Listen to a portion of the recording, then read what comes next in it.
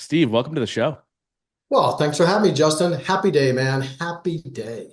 Yeah, I'm so excited to dive into your story, your journey, and everything that you've been able to accomplish, and more importantly, have helped other people accomplish in their professional and personal lives. Now, I always like to give a shout out to the person who made the introduction. So, obviously, we're both friends with Chuck Balsamo. People who listen to the show are big fans of Chuck. And so, shout out to him, man. But why don't we start out by saying, who is Steve Powers today? And then we're going to break down how you got there. Steve Powers today is a husband, married over 40 years, father of two great kids, couple of grandkids. Own a few businesses. My main business is Watson Powers. We're business coaches for real estate people. Claim to fame, I've been doing it for now going on 30 years. I personally sold over 4,000 homes, and I think I'm at about 94,000 half-hour coaching calls that I've done in my career. Oh my gosh. That sounds absolutely exhausting. That's a lot of time with people and helping them through that journey. But how did you get into real estate? Because here's the thing, right? COVID hit, everybody became a real estate agent. Some are successful, most are not. Like, what was your journey like? Like, how did you step into the world of real estate? You at that point you were already married 10 years, right? And then you made the Well, no, leap. actually, I got married in Japan. My wife and I were both from New England, but we met in Japan. Wow. We came back to the States, and we're both going to University of Massachusetts. I was going to become an attorney. We were building our first house, going to school full time. I was working for an attorney, and he was building apartments and stuff, and I was just doing gopher work to make money in the summer. And you know how life intersects you at the right time? Mm-hmm. I can just tell you exactly where I was May 15th, 1986 at 2:14 in the afternoon. I was next to a foundation putting up tar. Don Laverdier, attorney, developer, signing paperwork. And he leans and goes, "Why do you want to become an attorney?" "Well, Don, I want to become an attorney because of A, B, and C." He goes, "You'll hate it." I was an attorney for 20 years. It's awful.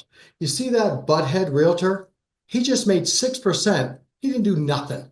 You should go into real estate. I said, I'm already going to law school. I'm tired. He goes, it's 40 hours. Any idiot can get a real estate license. So I'm 2 credits short. I sold houses while I was going to college.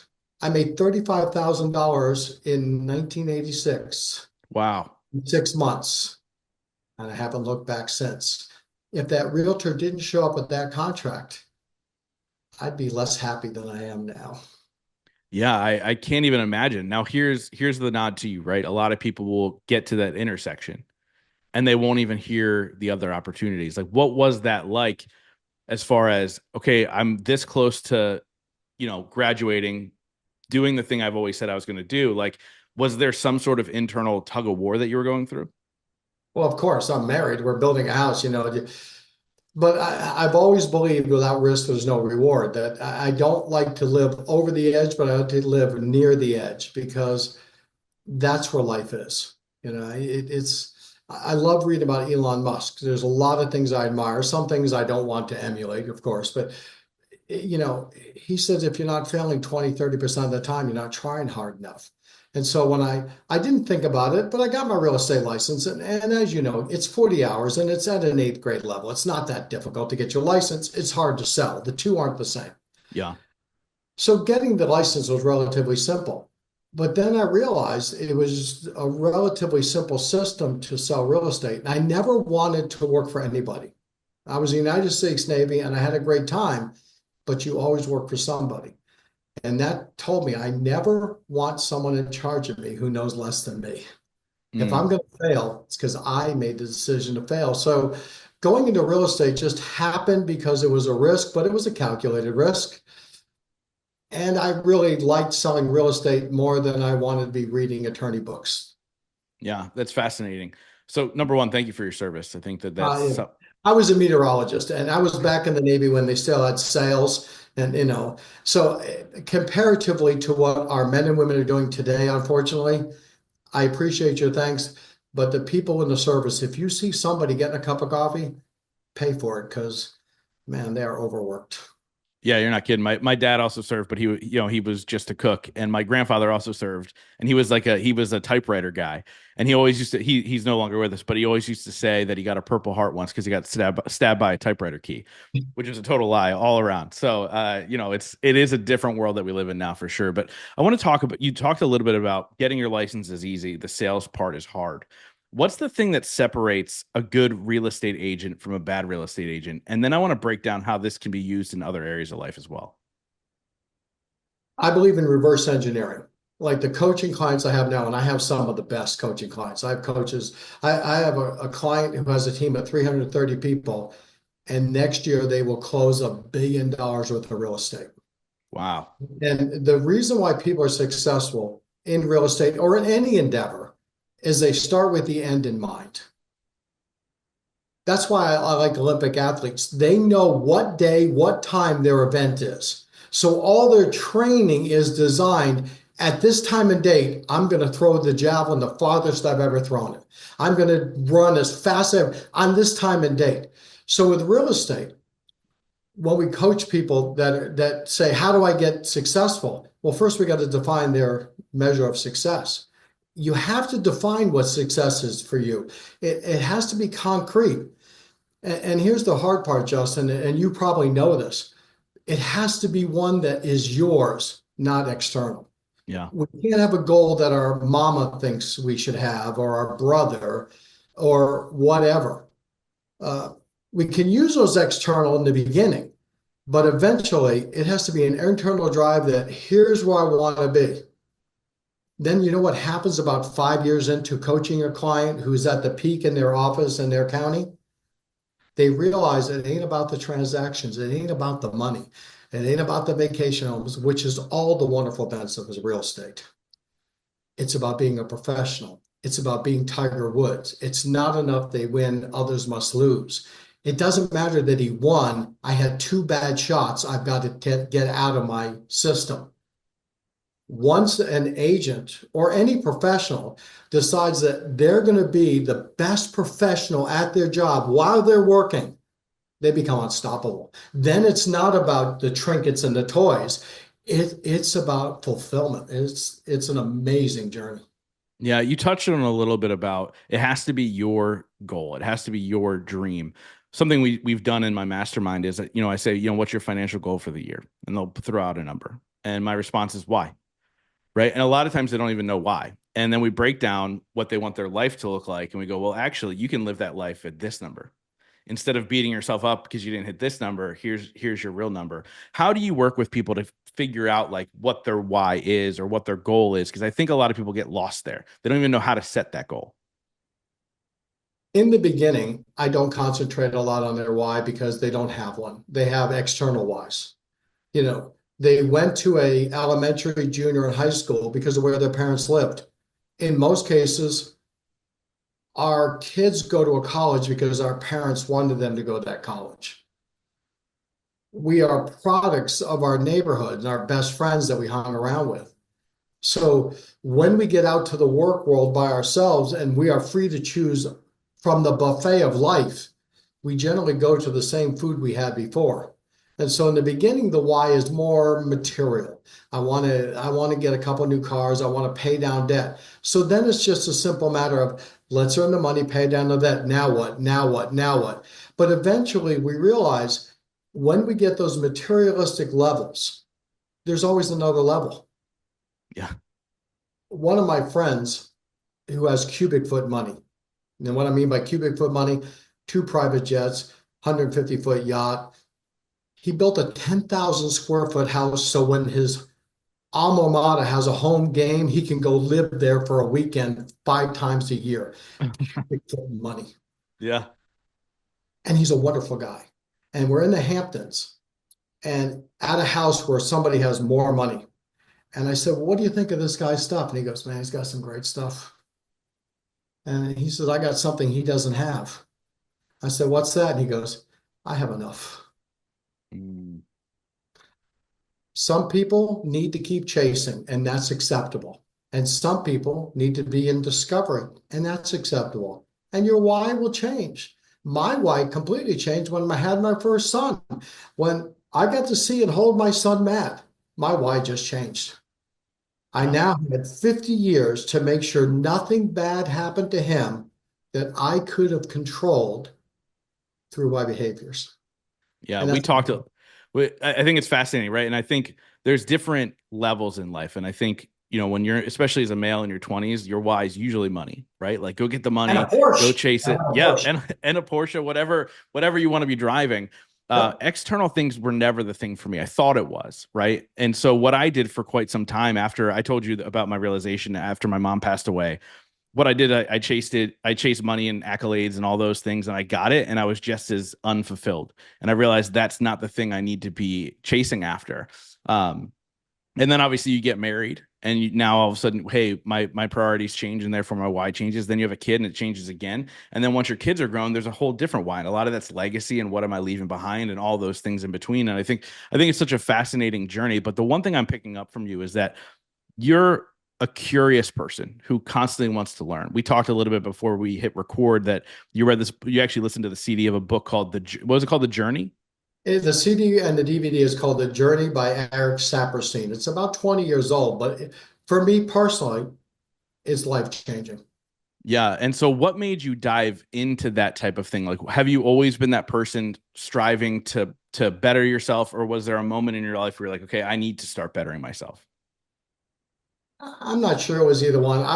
Like most people, I want to get to a level and then rest. And what happens is when you rest at that level, it's like, oh yeah, I got it. And then now what? And, my wife and I, opposites attract. She likes to go to the beach and sit there. Now, So I does can mine. sit yeah. And here's the key. If a girl walks by, I got to keep my eyes forward. I can't be watching the scenery, if you understand what I mean. Yeah. So after about an hour at the beach, I'm like, what are we doing now? We're at the beach. My idea of relaxing is being in a bass boat going 80 miles an hour, not sitting on a beach. I can't sit for long periods of time because I've only got so many weeks on the planet. You know, if a person is 60 years old and the average male makes it to 78, they've got 18 Christmases left, 18 summers. Whatever 365 times 18 is not a lot of numbers. Yeah. I'm not going to waste hours relaxing. And because relaxing to me is either having a lot of fun or working. Those are the two things I love doing. I love my job. I mean, honest to God, I've made 94,000 half-hour calls. Only two calls out of those I didn't want to be on. And my client was having a bad day, friend dying, a child dying. They were awful calls for them, and I felt so bad. But 93,998 calls, it's a pretty good day. Yeah. Yeah. And so let's talk a little bit about how you were able to build this out. How did you shift from being a top real estate agent to being a mentor to so many? I've always been a coach. I uh, I was a coach that went into real estate and went back into coaching. I had the great fortune that when I was in high school and college, I played the game of lacrosse, and both of my coaches are in the Hall of Fame, and it had nothing to Wow. do with me. They would have gone without me, so it wasn't because I was on their team. Trust me. When I had the opportunity to coach lacrosse in Virginia, I took a group of young men who were just outstanding. And we went from a no lacrosse in the town to 4 years later, we were playing for a national championship. Wow. And I've always liked to help people discover and learn how great they can be. Because when they become great, I become greater. Not greater than them, but I'm better because I made them a little better. And I believe I helped the community by having these wonderful 17 young men be better citizens in our community. So everybody wins. When you give, you get. Yeah.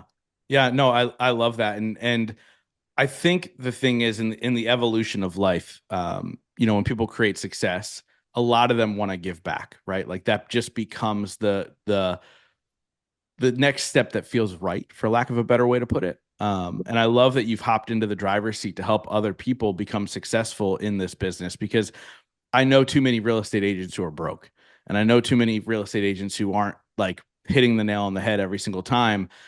So let's talk. And I know a lot of real estate agents, by the way, listen to this because they come to my events and all the fun things in between. What, Call me. yeah, We need people listening watsonpowers.com. locally. Huh? You guys Yeah. can email them, steve@watsonpowers.com. Phone numbers over here. That's a And little.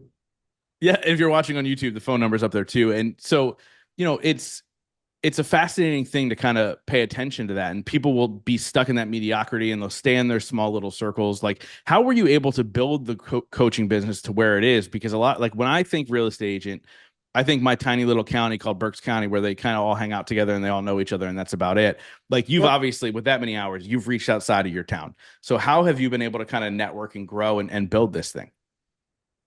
It's two part. We do social media and we literally grind. We have a wonderful company that does our social media. They get us leads. Unlike most companies where if you click learn more and you want a free coaching call, you will get someone usually overseas to vet you to go through the series. Um, we're a private restaurant. If you want a coaching call, we'll talk to you for 3 minutes. If it looks like this, so we can help you, we'll give you 20 minutes of our time. And I have I'm looking here, I have three scheduled tomorrow morning on my non-coaching day. Gordon, my partner, Gordon Watson, we've just committed to helping the people that want to be helped. And we charge 2,000 a month. We're not cheap comparatively, although our clients make millions, so it's a great trade. But we are committed to helping people who want to be great at their job. So if you're watching and you want to learn how to do real estate so you can rip old ladies off and take their house on wholesale, we're not your guys. You want to be great at real estate so that you can drive the bad real estate agents out of business, we're your guys. I, when you help somebody go from 350,000 a year income, which is great income, but not that great in California, and in 9 years, their income is $25 million, your phone has a tendency to ring. Yeah. And by the way, yeah, you're correct. It is not a lot of money in California. But It's 25 million is yeah, yes, you're doing all right for yourself with 25 everywhere. million. Every single place on this planet, you're going to be all right. It's fascinating. I told you before we hit record, I talk a lot about the five people you need in your life, and I think that relationships are rocket fuel to reach the next level. I think I wouldn't be where I am now without this podcast, without learning from people like you and so many other guests, and really starting to implement that into my life, and then being really, really locked in on who am I spending time with. So I want to ask you, somebody at your level, you're at the top of the game, you're one of the best real estate agents, you're one of the best coaches, you're one of the best whatever. How do you make sure you're in the right rooms with the right people? And how do you vet those people? Because I think a lot of times people find themselves 6 months too late in the wrong room. If I'm in the room and I'm the smartest guy, I got to find a different room. If I'm in the room and I'm not excited about coming to the room again, I'm in the wrong room. Real estate agent and almost every entrepreneur does BNI groups. Everybody does it. I'm a selfish person. What I mean by that is I'm in the Steve Powers business. I joined a BNI to help Steve Powers get better at whatever I'm trying to get better at. And I have an obligation to me and my family to spend my time wisely while I'm away from them. So I'll join a BNI group. There's 25 wonderful women and men in there, but there's only three that can help me move my business forward. Once I've identified the three, I befriend them, taking a lunch once a month. I don't need the other 22. I don't need the BNI anymore. I don't need to spend an hour every Tuesday with 22 people that I've determined selfishly aren't going to help me. So I take those three, bring them into my life, and join another BNI. And I find three more. Now I got six. Then I joined another BNI.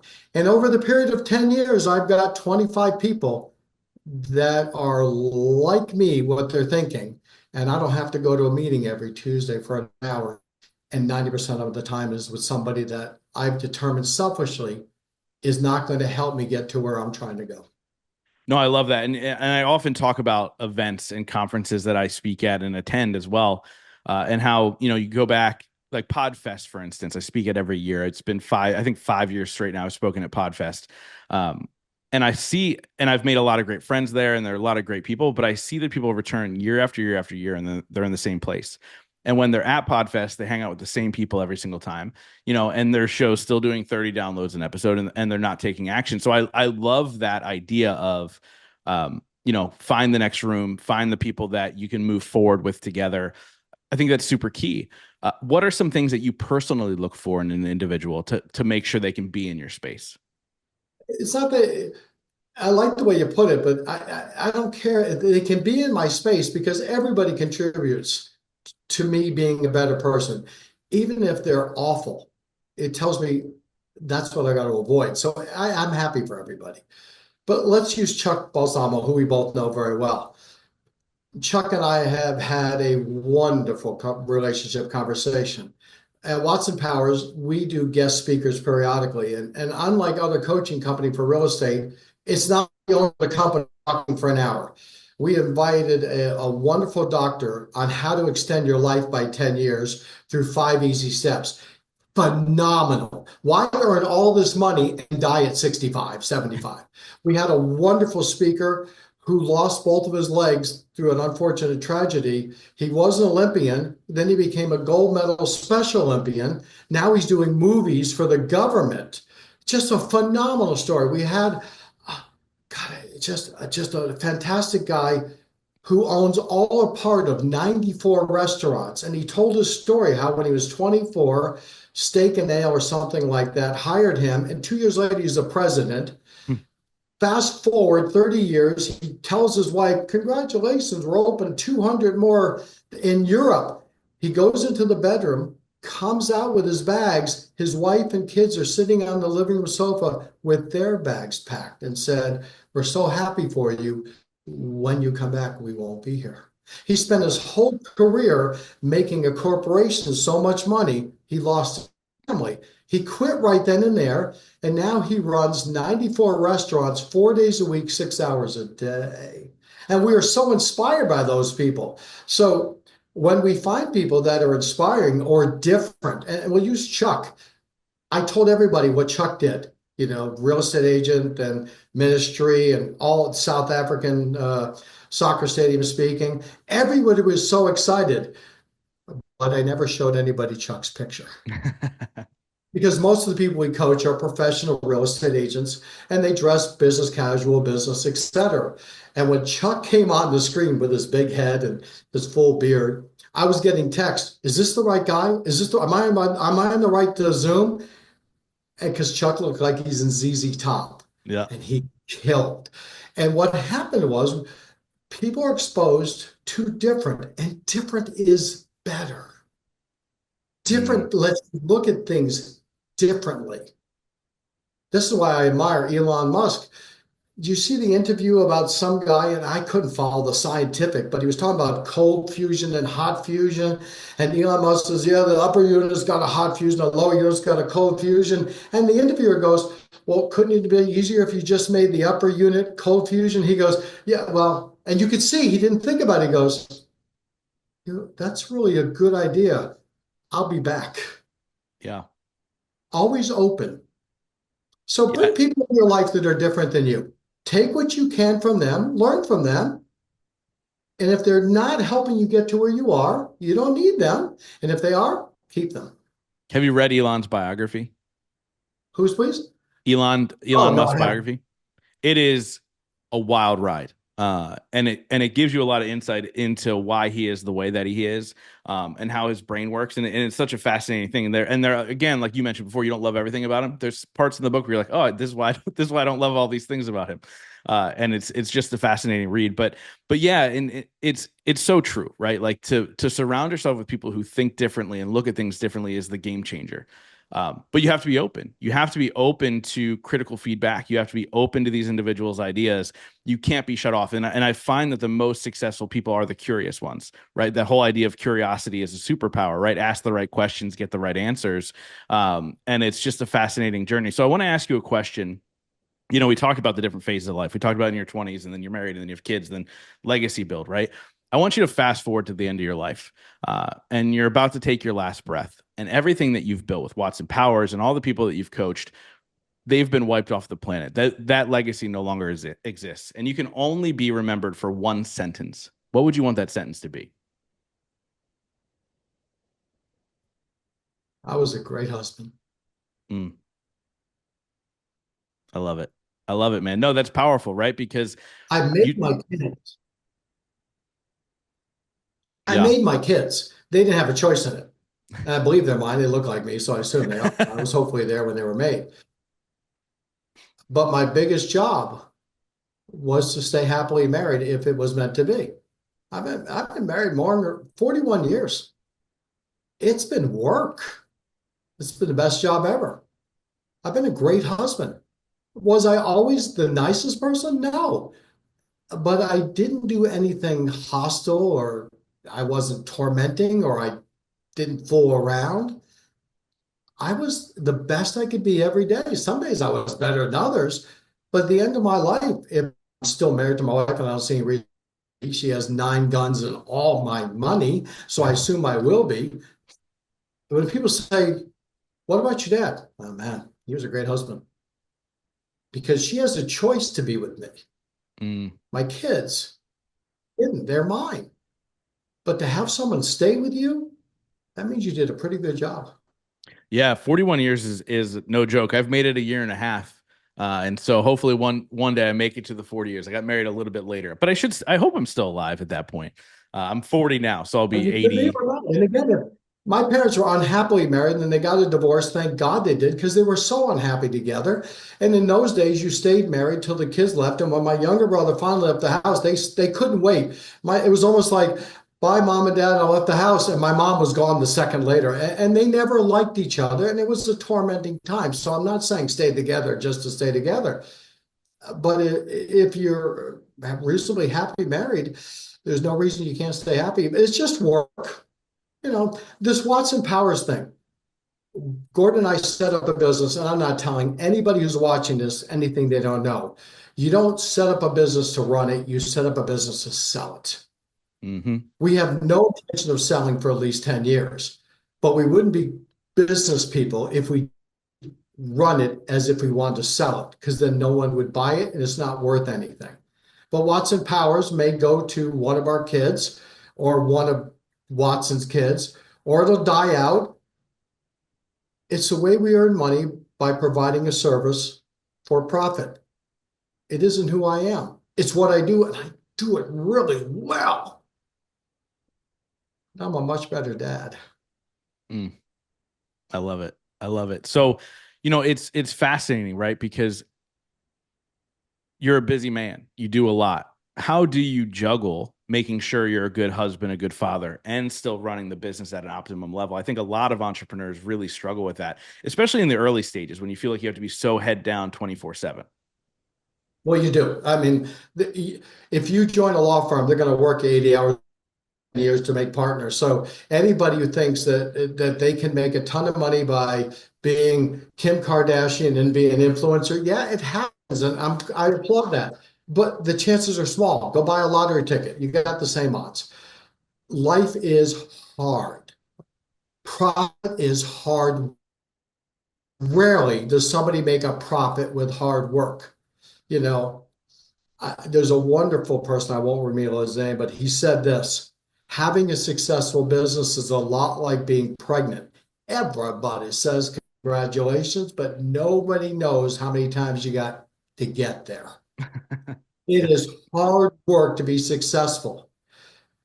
Everybody wants to experience your success, but nobody wants to experience the work you put in. So, folks, whatever business you're in, if you own a restaurant, it's 90 hours a week. If you're going to open a hair salon, it's 90 hours a week. If you're going to work for a company, try to get ahead, and you put in 40 hours a week, you're going to move up incrementally, but you're never going to be a big success. It's just work. So find something you like to do, then it's not work. It's what you'd rather do than most other things. So I have two things I do. I have a lot of fun or I'm making money.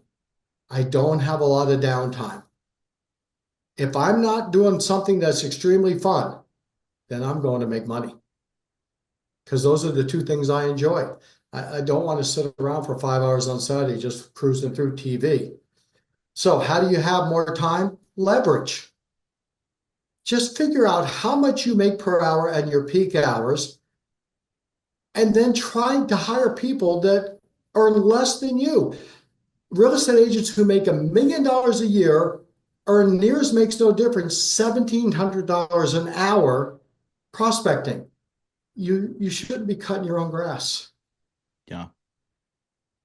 Got to Yeah. leverage your time. You get people Uh, assistance right away. Full VA company and overseas. So when an agent is getting a little busy, we get them a $6 an hour. So they're freed up 3 more hours a day to do the stuff that makes money. Yeah, I love that. And so fun fact about me, I work 3 to 4 hours a day. And I usually don't work on Fridays. And that's because I was strategic about everything that I've built. It was all done on purpose because I was like, I'm not the person who lives to work. I work to live.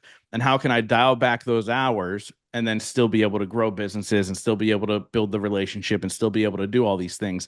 But again, like I don't say that vision and what I've done for myself for other people to go, oh, that's what I want. I want people to go, well, how do I get what I see in my future, right? If you want to work 60, 80 hours a week, go do that. If you want to work 4 hours a day, go do that. You just have to really design it out. Now, I didn't always work 4 hours a day, like you were saying.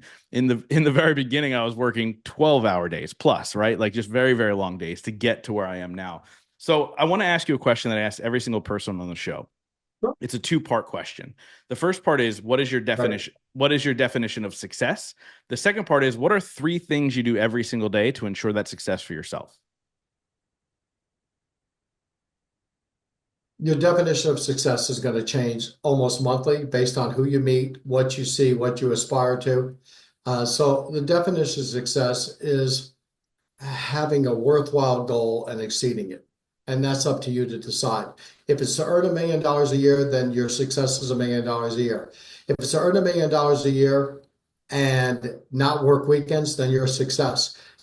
My job as an agent when I was doing real estate for many, many decades, I wanted to sell 200 homes a year in less days than I did the year before. I had it down to I worked 143 days a year and sold 200 homes. That made me successful. Could I have sold 400 homes? I could have, but that wasn't my goal to sell 400. My goal was to sell 200. So having a worthwhile goal and achieving it, that's success. Whether it's to free up enough time to coach your kid for a sporting event so that you have time to be there, that's a success. So it's a tough definition. It's a moving target, but it's always the same. It's worthwhile. So the three things I do. Number one, I get up at 5 every day, 7 days a week. I learned that from a guy who's got cubic foot money. There are 11 copies of the Declaration of Independence. Did you know that? I did not. Now I do. Did you know that? I did not either. He owns two of them. I didn't know you could own them. The government owns two. He owns two. He's got cubic foot money. He gets up at 4:30. He has breakfast in his office at 5. And I said to him, I said, why do you get up so early? He goes, because I have 500 people that work for me. They're depending on my decisions to have jobs. I can't show up at 8 o'clock when they show up to see what's happening. I got to get their day going. So when they show up, they got something to do. He says, and I go home every day at noon. So he goes to work at 5 and works till noon. So getting up early, I haven't found anybody who's successful who doesn't really get up early. There's so much more production early.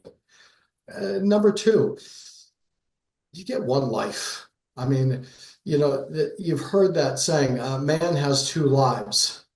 And the second one starts when he realizes he only has one. And so many of us think, I'll do it tomorrow, I'll do it next week, I'll do it next month. There's no next month for some of us. And so by attacking every day, you're going to be successful. And I think the third thing is, and I don't think I know, is to only spend time with people that are making you better or you're making better. And there's a difference between somebody hanging on to you and you have to drag them. The negative people that want to. Hmm. But if you're hanging around people that you enjoy, that you're making better, like when I coach those wonderful people on lacrosse, or I'm hanging around people who we're enjoying each other's time and they're giving me bigger aspirations like Chuck, our friend, you're going to be a successful person. Yeah. Yeah, I love it. So I want to I want to bring this up to you, and this is really for the real estate agents that are listening to this episode. I spoke to a group of real estate agents, and I mentioned how in this area there's one person, I won't mention names. There's one person who has all of the $1 million listings, all of them. She literally runs the one town, and nobody's been able to break through. The rest of the people get the scraps, the $250,000 row home, the city sales, the so on and so forth, which you can be successful doing that as well. But you have to sell less $1 million homes to make the same amount of money selling $200,000 homes. And I said, I asked these people, why do you think she has all of it? Why hasn't anybody broken in? And all they did was give excuses. Oh, she's had it forever. She's got the book. She's got the thing. What's the key to break through that limiting belief that they have in order to go get that portfolio that she's been running for 40 years? Well, let's go back to Elon Musk, who we admire for a bunch of reasons. 10 years ago, Tesla was nothing. Now he's the biggest car company in the world. If somebody can beat Toyota, Ford, GM, and become the biggest car company in the world through better ideas and hard work, then you can be the best agent in your town. Gordon and I and Sidney Fullen, we help people become the best in their town, not because somebody has the book or somebody has the business. There's always cracks in their armor. Nobody's perfect. A new restaurant opens up in town, and if their food is better, their service is better, they have better social media, they're going to get a following. And as long as they do their job to perfection, people are going to come, and then they're going to have to make a choice. And the person who started second has a huge advantage because they see what they have to be. And there's a tendency for the number one agent in an area to get a little complacent.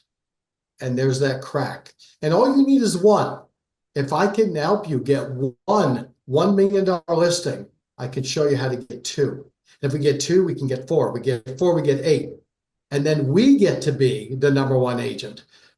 And then our problem is we become complacent because we think we got it. And there's a new person who says, I know all you're doing right. I'll copy that. And here's some stuff you aren't trying. And I'm willing to try to crack that. So it's just evolution. You either are growing or you're dying. And you got to always be growing. I love that. I love it. So I have to ask out of curiosity, what's the highest price home you've ever sold?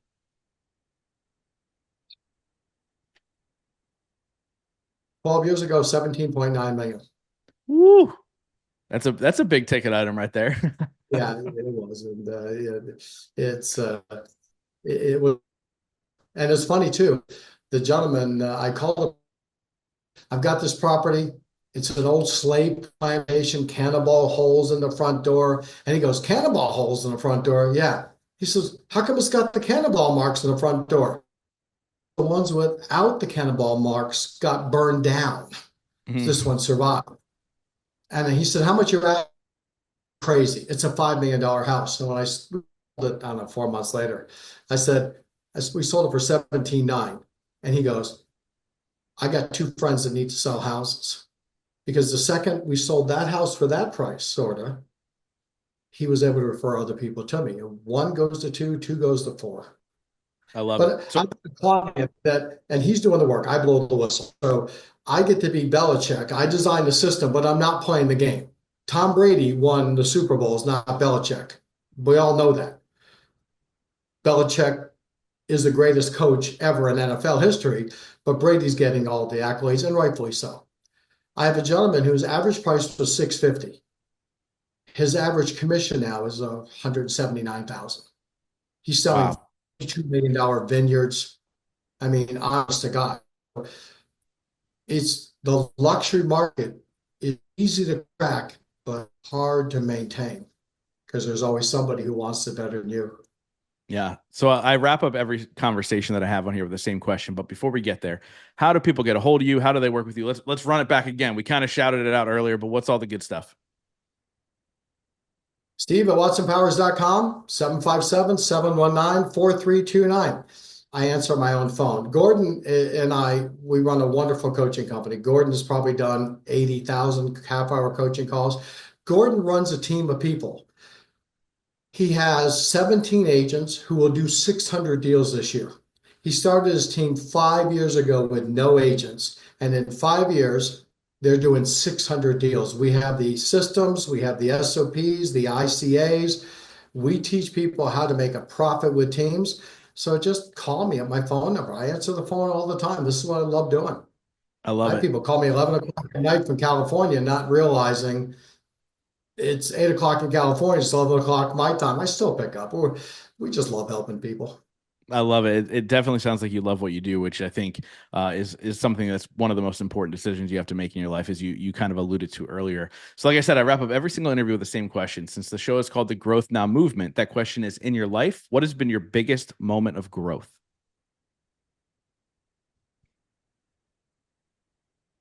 So I normally say I have to get back to you, but I don't think that's fair. My biggest moment of growth is when a seller ripped me off. Long story short, he was $2,500 short to make a deal work where I was the listing agent in the buying side, and I agreed to give up $2,500 in 1990 to make the deal work. And I thought I was doing a huge favor. Out of my $14,000 commission, we gave up $2,500 to get both sides to help them get a new house. We get through the closing, the attorney hands him a check for 60 grand. And I said, Brad, I thought you were broke. And the attorney said, no, he's getting 60,000. He tells the attorney to shut up. And the attorney said, I don't work for you. And I went back through sort of like, what was that movie with Bruce Willis and he had died? What was the name of that movie Oh, with Sixth Sense. The Sixth Sense? All of a sudden, I was going back like the Sixth Sense for the 2 months, realizing I had been set up. And I looked at him and I said, I gave up $2,500 so you could get the deal because I thought you needed the money. And without blinking, he looked at me and goes, I knew you would.